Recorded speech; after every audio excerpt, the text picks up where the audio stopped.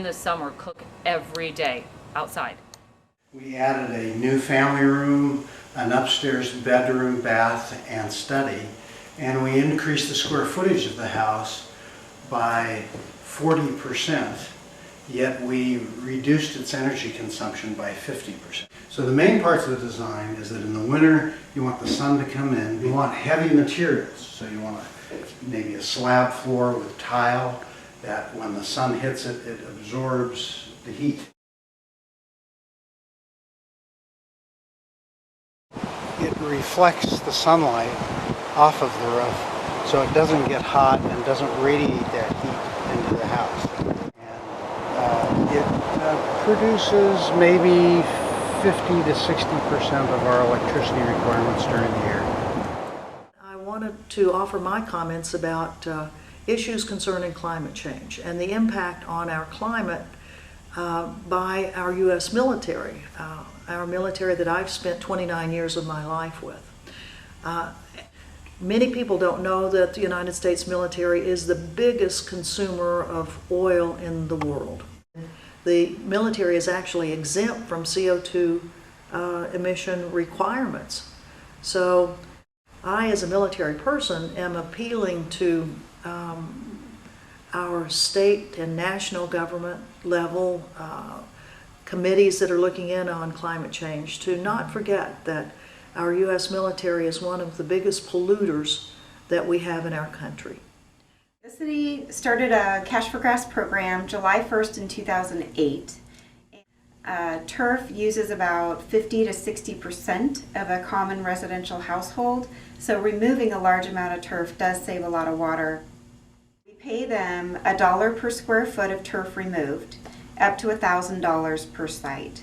And for customers like this that had high using turf in their landscapes, if it's a dry year, another dry year, and we're looking at significant reductions, this customer has done their part. We are a creative reuse store and also an eco-art center. And what we do is we divert usable materials from regional businesses so that we can use them for purposes of creativity. We divert about 60 to 70 tons of material annually. We see 15,000 students, one classroom at a time, primarily about reduce and reuse instead of just recycle. Packing peanuts, yes. It's packing peanuts. Repair cafes where people can bring in their broken things and get people to fix it, because we have this mentality that we just throw everything away.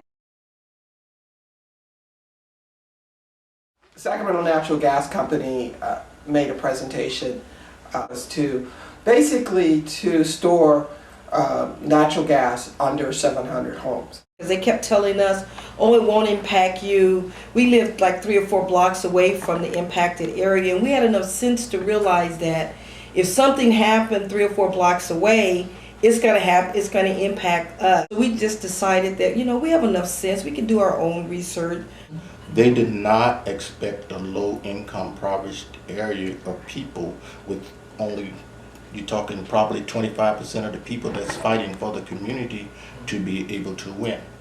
I would wear a sign around my neck wherever I went, and I would engage people, and I would ask them how would they like this underneath their homes. And it made them stop and think, and they would say, I don't want it. We would invite them to come join us as we had different protests. And so people can understand that we're just as human as the next community. Our homes may not be worth $300,000, but our homes are important to us. It can happen in our neighborhood this year. It could be in your neighborhood next year. And the whole thing was, we didn't want this to happen in any neighborhood. Our local struggle was not simply a local struggle. Our struggle is really a national struggle because we connected our struggle to the whole fracking issue that was taking place.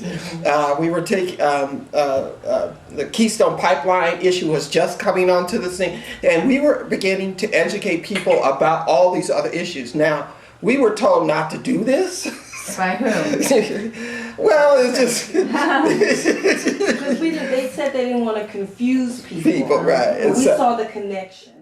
The students of California oppose fracking because we are on the precipice of a climate disaster. We have been raised with the understanding that our planet is in trouble, and we have to do something about it. We will not sit idly by as this unethical industry smashes bedrock with toxic chemicals to release fossil fuels, which will simply exacerbate climate change. We will remember how you sold out our generation and future generations to an industry with no regard for the climate or human health. Don't frack our future! Don't frack our future! We don't want your gas and oil, working up our earth and soil, 'cause we're radical environmentalists. As a physician, as a mother, as a member of the community, I think engaging in this work of environmental stewardship is so important. We have an initiative to reduce all waste generated within our cafeteria by 75%, either through composting or recycling.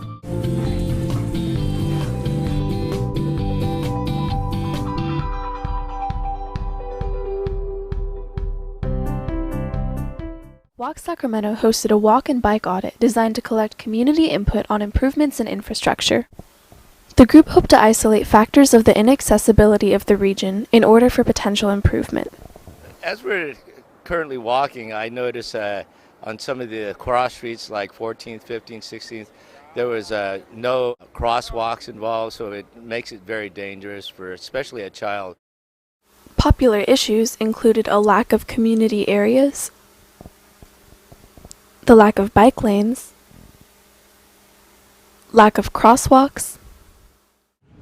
Hi there, we're with Sacramento Area Bicycle Advocates doing some valet bike parking here at the farmers market. And valet bike parking really just helps people change their mindset about riding and the fact that they don't have to drive everywhere, and it's just as convenient sometimes to ride your bike. Right, and hopefully when more people walking around and driving see that people are parking their bikes here safely, they might be encouraged to do the same next week. Kid a Cool Mess is about getting families on bicycles. The more people can see that this is a normal thing to do, the more other people will join us. Bring people's focus back to having bicycles be a valid form of transportation is really important for climate change. Kids have lost the freedom of riding that mile to school because parents don't feel that it's safe, so they drive their children because it's not safe because there's too much traffic on the street, and they contribute to that traffic, and it's a self-perpetuating cycle that we need to break. We ride our bikes to take Seneca to school. Do you like riding your bike to school? Yeah. Yeah, it's more fun than taking the car, isn't it? Yeah. So, and it's just a short 8-mile ride or 5-7-mile ride depending on which route we take. And we also do a lot of riding around town, huh? And we find squirrels on the way. We find squirrels. So it's a lot of fun. We really enjoy riding our cargo bike. Local currency that encourages people to spend locally in Davis. Davis dollars have a 1-to-1 ratio. One Davis dollar can be purchased for one United States dollar. Spend $1 at a big box store, then only about 6 to 10 cents of that stays local. And if you spend that same dollar at a local mom and pop shop, about 60 cents stays local, so a lot more. And I like to point out to people that if you spend one Davis dollar locally, then 100 cents of that stays local. If you are to localize your food production, you're going to reduce, the energy and the waste and pollution associated with the production. Well over 90% of the food that we eat as a region is actually imported, even though we have a capacity to grow most of our own food here. The biggest loss of carbon in the soil is when you turn it over, right? When you expose it.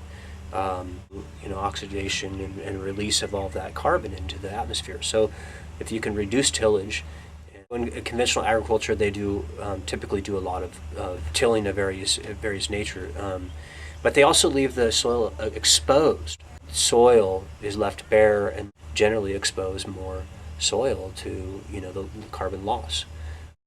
It would be an example of something that once we prepared it and planted the grasses, that's it. We're not turning the soil over any longer. Mm-hmm. And then we move the animals through here with quite a bit of frequency, so they're never in one place too long.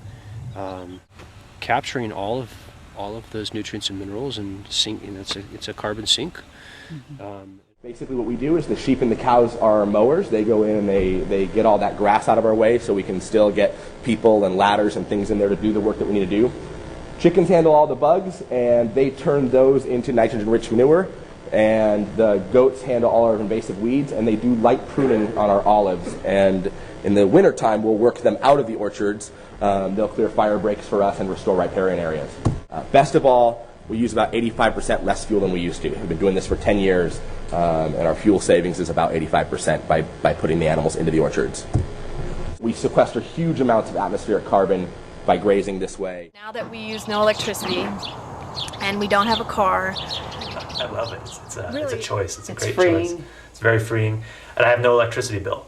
So we get creative in how to solve our lighting problems. And part of that is going to bed early. Part of that is making beeswax candles, which are beautiful. You know, in winter we sleep a lot, and our kids sleep a lot, and it's great. It's so great.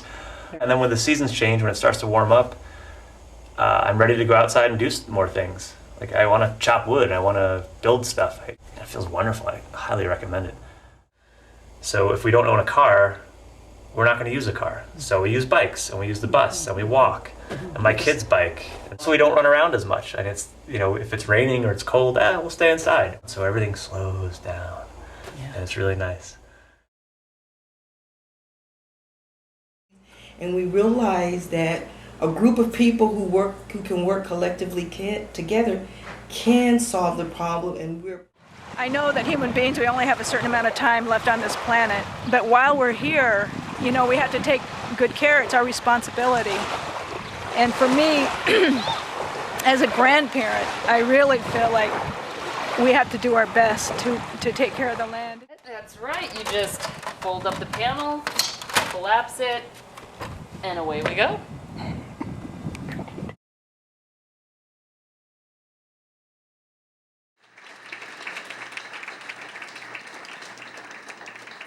Wow, just a small percentage of what's being done here in Sacramento. As Mark said earlier, we get it. My gosh, I'm impressed. And again, just a small percentage of what people are doing to be part of the change. Jumping around a little bit, one of our speakers has arrived, and it is my pleasure to introduce to you School Board President,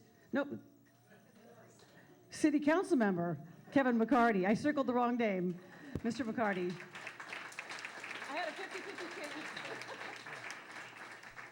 Well, thank you. I thought it was supposed to be 11:30, so I apologize. I know the program is going on. So certainly I'm in full support of community and Sacramento community, but frankly, state and national worldwide solution to tackling climate change. And, you know, it's hard. It's hard work. I'm going to tell you that. And I'll just give you one example. I'm not here to politic or anything, but I was knocking on someone's door last night, as a matter of fact. And he said, "You're McCarty." He said, "I was just talking about you." He says, 3 times a year we have what we call in our household McCarty nights. And I thought, oh, this is a nice thing. And I realized, no. He says, "You know, you're the guy that wrote the ordinance to curtail wood smoke here in Sacramento, and we can't always use our fireplace on these great winter nights." And I said, "Well, did you also know that we reduced our winter air pollution by 60%? And, you know, seniors and kids can breathe more." He says, "Yeah, but I can't use my fireplace on those great nights." And so, you know, but it's the truth. It's hard. It's hard work. And if it was an easy solution, we would have done it a long time ago. So whether it's you know, city councils adopting climate action plans, or approving development which says no to leapfrog development in the, you know, Cordova Hills, Elk Grove rural areas, or you know, pushing forward with, you know, incentives for people to make a difference locally. I think it's hard work. So certainly it takes a community effort. And, you know, some of the issues and the ideas that I have are, you know, I'm not sure if you've ever seen this commercial. There's a TV commercial of a dad and his little girl going to buy a washer and dryer, I think at Sears. And they go in to buy the washer and dryer, and the dad tells the Sears salesman, "Hey, I'm here to buy a Energy Star washer and dryer because my little girl says that if I buy Energy Star washer and dryer, I'll save the polar bears up at the up north in Alaska, or wherever. And they have a little picture of the. They have a little picture of the polar bear there, and they start smiling, and the Sears guy tells the dad, "Well, did she also tell you that the savings that you'll get from buying an Energy Star washer will make your dryer pretty much free?" And the dad says, "No." And he looks at the little girl and he says, "Why didn't you tell me that?"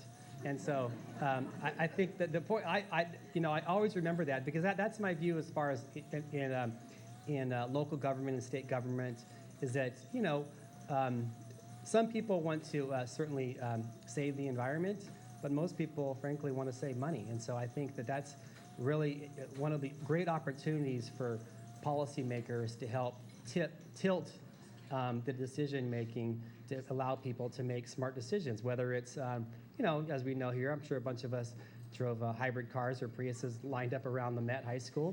But, I'm a big believer of the state of California providing incentives for people to go and buy, electric and plug-in vehicles, because, in the marketplace, people are thinking about saving the environment, but more often thinking about saving money. And so, that's one thing that I think has tremendous potential. And I think that, people in the community should be asking policymakers to really push that envelope.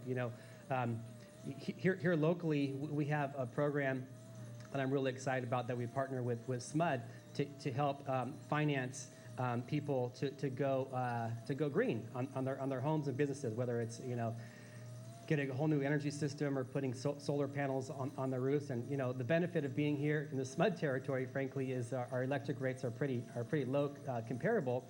And the PG&E territory is much higher, and so people don't always make that decision to save money or save the environment. And so, one thing that I think that we should do is, for example, this cap and trade with AB 32. We have where we're trying to get to by 2020 as far as reducing our emissions, and we have up to $1 billion a year. And right now the governor is talking about putting the money investing in high-speed rail. And I think that Californians and people in the environmental community should focus on what we can do that's proven to make a difference now. And I think one tremendous opportunity is helping incentivize programs like our PACE program here. It's called Clean Energy Sacramento, to get people to make those smart decisions. Because as my little 5-year-old girls always say, we want to make sure we love Mother Earth for the next generation, and it takes all of us to work together. So 10 seconds, there we go. I'm done. So I'm not sure if I said everything I want to say, but thank you for inviting me here today.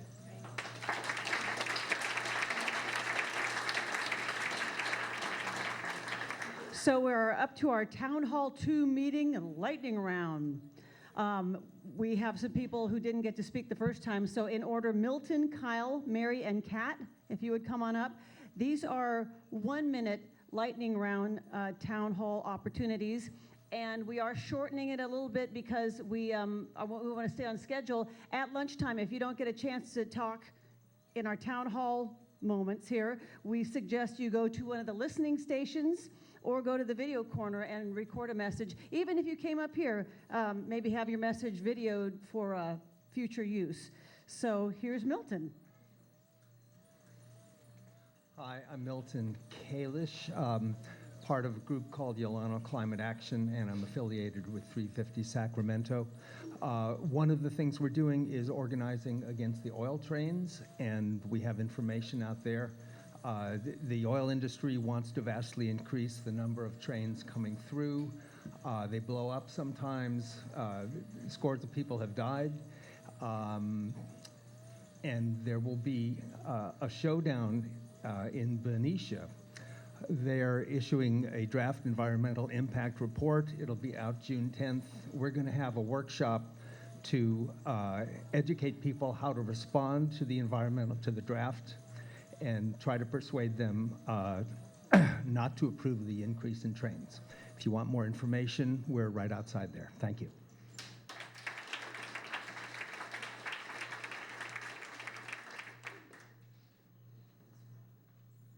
Hello, everyone. My name is Kyle Lefton. I'm a student at Sac State.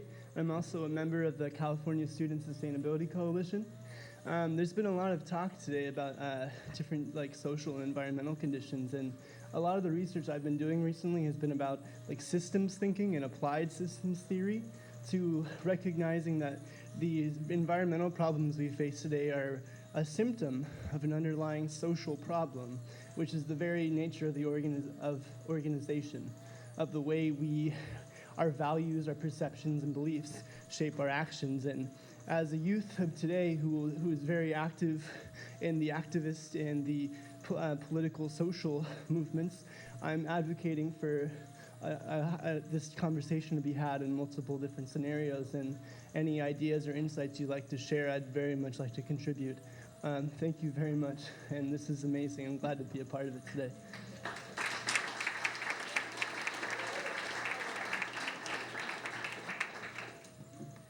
Hi, my name is Mary Rogers. I work with a lot of different local groups. Today I'm here representing the Sacramento Vegetarian Society, Grange number 850.